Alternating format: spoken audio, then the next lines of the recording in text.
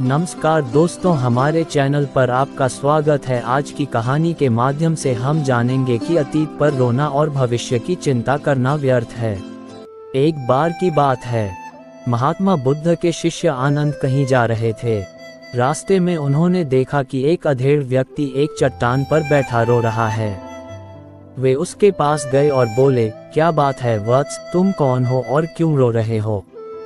आनंद की बात सुनकर उस व्यक्ति की सिसकियां थम गईं। वह अपने आंसू पोंछता हुआ बोला, मैं पास के गांव का रहने वाला एक बदनसीब व्यापारी हूं। मैं जो भी काम करता हूं, वह बिगड़ जाता है। व्यापार के चक्कर में मैंने अपनी पत्नी के गहने गंवा दिए, मैंने अपने परिवार को भी खो दिया। यहाँ तक कि मेरा घर भी गिरवी पड़ा है। मुझे तो लगता है कि मैं किसी काम का नहीं हूँ। मेरी किस्मत ही खराब है। उसकी बात सुनकर आनंद बोले, तुमसे किसने कहा वत्स कि तुम्हारी किस्मत खराब है? जरा मैं भी तो जानूं कि तुम्हारी किस्मत में क्या खराबी है। वह व्यक्ति बोला, पहले मैं खेती करता था, पर हर साल उसमें घाटा होता था। कभी सूखा पड़ जाता तो कभी ज्यादा बारिश के कारण फसल बर्बाद हो जाती। इससे परेशान होकर मैंने व्यापार करने का निश्चय किया। मैंने पत्नी के गहने बेचकर अपना व्यापार शुरू किया, लेकिन मेरा व्यापार नहीं चला। शुरू में परिवार वालों ने मेरा साथ दिया, लेकिन जैसे जैसे मुझे नुकसान होने लगा, मेरे परिवार वाले भी मुझसे दूर हो गए। मैं ये सब उनके लिए ही कर रहा था, लेकिन अब वे लोग मुझे देखकर नजरें फेर लेते हैं और मुझे ही मेरे परिवार की दुर्दशा का जिम्मेदार ठहराते हैं।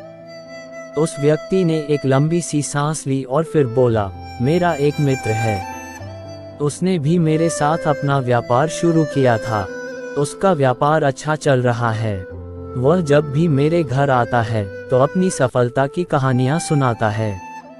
उसकी बातें सुनकर मेरे घर वाले भी कहते हैं कि उसे देख और कुछ सीख। हमें तो लगता है कि तेरे वश का कुछ भी नहीं है। उन लोगों की बातें सुनकर अब तो मुझे भी लगने लगा है कि शायद मेरे वश का कुछ भी नहीं है। अब तो मुझे अपना जीवन ही व्यर्थ लगने लगा है। मेरे मन में ख्याल आता है कि अपना जीवन समाप्त कर लूं। मैं यहाँ आया भी इसी इरादे से था, लेकिन हिम्मत नहीं कर पाया। इसीलिए यहाँ एकांत में बैठा विलाप कर रहा था। आनंद बोले, ओह, तो ये बात है। वैसे क्या तुम इसके अलावा कुछ और भी कहना चाहते हो? उनकी बात सुनकर वह व्यक्ति बोला, एक और मेरा हर काम खराब हो जाता है। दूसरी ओर मेरा मित्र है जो हर समय मुझे नीचा दिखाने का प्रयत्न करता रहता है। मुझे समझ में ही नहीं आता है कि मैं क्या करूं। आनंद बोले, क्या तुम अपने मित्र की बातें सुनकर दुखी हो जाते हो?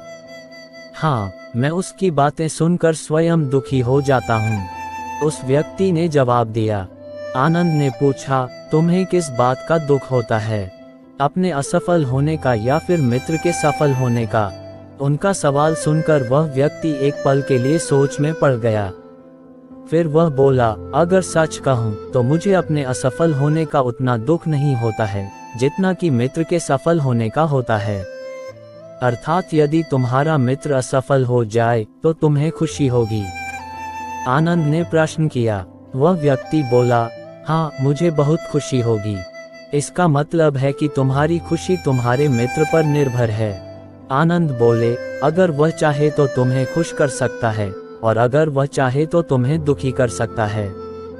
तुम स्वयं से न तो खुश हो सकते हो और न ही दुखी हो सकते हो। अर्थात तुम अपने मित्र के गुलाम हो गए हो, इसलिए तुम्हारा कुछ नहीं हो सकता।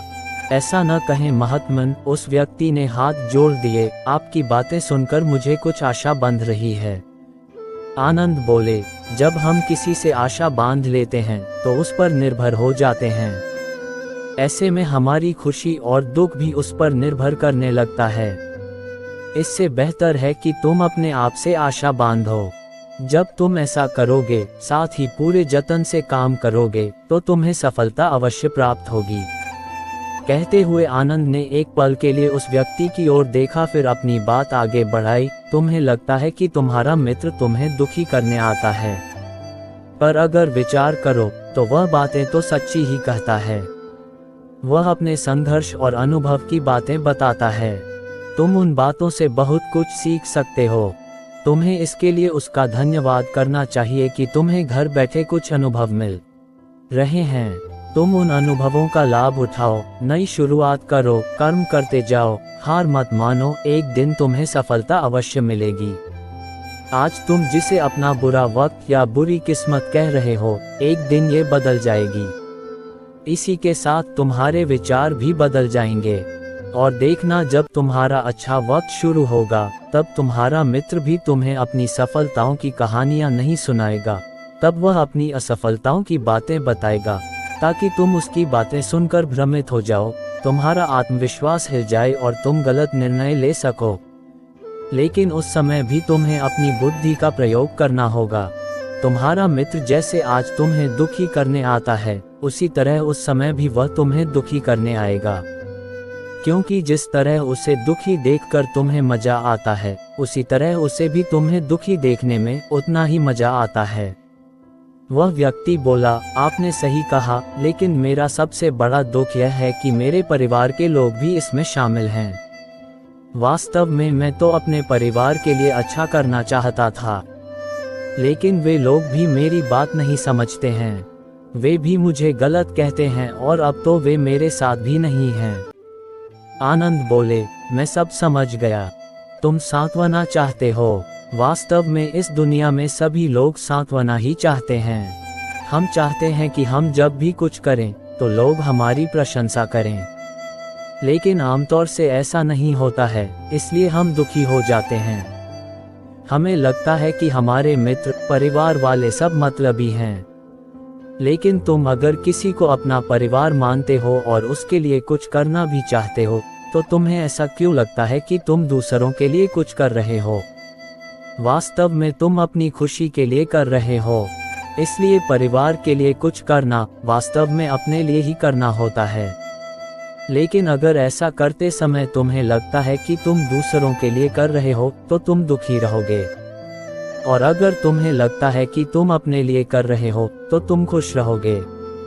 क्योंकि जब तुम अपने लिए कुछ अच्छा करते हो या करना चाहते हो, तब तुम्हें सांत्वना की जरूरत नहीं पड़ती है।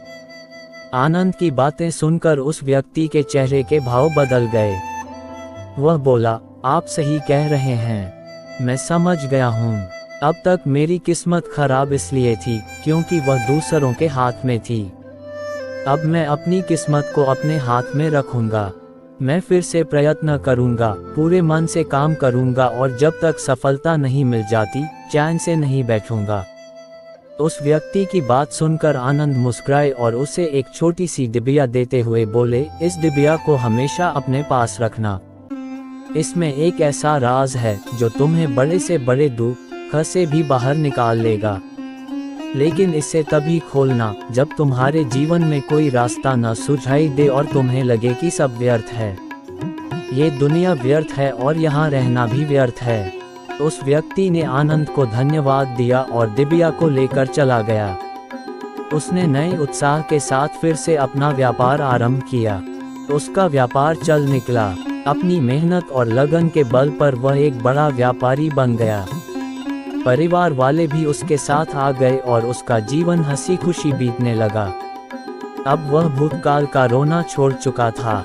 वह भविष्यकाल की भी चिंता नहीं करता था, बस अपने वर्तमान को संवारने में लगा रहता था। और जो कुछ भी वह करता था, वह अपने लिए करता था, अपनों के लिए करता था। इसलिए वह प्रसन्न था। उसके जीवन में अब कोई दुख नहीं था। लेकिन वक्त हमेशा एक जैसा नहीं रहता है, वह बदलता रहता है। उसके जीवन में भी बदलाव आया। एक दिन उसके राज्य पर पड़ोसी राजा ने चढ़ाई कर दी। उसने इस राज्य पर अपना कब्जा कर लिया। उसके सैनिकों ने चारों ओर लूटमार मचा दी। उन्होंने व्यापारी का सारा धन लूट लिया। उसके घर में आग लगा दी। जान बचाने के लिए उसे अपने परिवार के साथ वहां से भागना पड़ा। वह व्यक्ति अपने परिवार के साथ कई दिनों तक इधर उधर भटकता रहा। वह दाने दाने को मोहताज हो गया। उसका बच्चा बीमार हो गया। इलाज के अभाव में वह तड़पने लगा। ये देखकर उसका हृदय चीत्कार कर उठा। वह कैसे अपने बच्चे का इलाज कराए? उसके पास तो खाने के लिए भी पैसे नहीं थे। ऐसे में उसे एक बार फिर निराशा ने घेर लिया। उसे लगने लगा कि उसका जीवन व्यर्थ है, सारी दुनिया व्यर्थ है, किसी भी बात का कोई मतलब नहीं है। भले ही आप जीवन में कितना भी कुछ कर लो, कितनी भी सफलता हासिल कर लो, पर अंततः ये जीवन समाप्त ही होता है।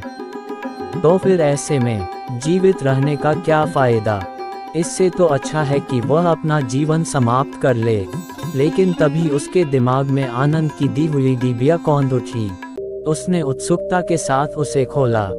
डिबिया के भीतर एक पर्ची रखी हुई थी। पर्ची पर कुछ लिखा हुआ था। उसे पढ़कर उसकी आंखों के आगे छाया निराशा का अंधेरा छट गया और वह मुस्करा पड़ा। पर्ची पर लिखा हुआ था, ये समय भी बीत जाएगा। उसने डिबिया को अपनी मुट्ठी में भींच लिया और एक नई शुरुआत के लिए उठ खड़ा हुआ। दोस्तों, अगर आप भी ऐसी ही परिस्थिति से गुजर रहे हैं तो निराश न हो। अपने अतीत पर शोक मत करें, न ही भविष्य की चिंता करें। अपने वर्तमान को जिएं और उसे बेहतर बनाने के लिए सच्चे मन से प्रयत्न करें। यकीन जानें, जल्दी ही आपकी किस्मत भी बदलने वाली है। प्यारे दर्शकों, इस वीडियो के अंत तक बने रहने के लिए आपका बहुत बहुत धन्यवाद। अगर आपको ये कहानी पसंद आई है तो कृपया हमारे चैनल को लाइक करिए, सब्सक्राइब करिए और बेल आइकन बटन जरूर दबाएं। धन्यवाद।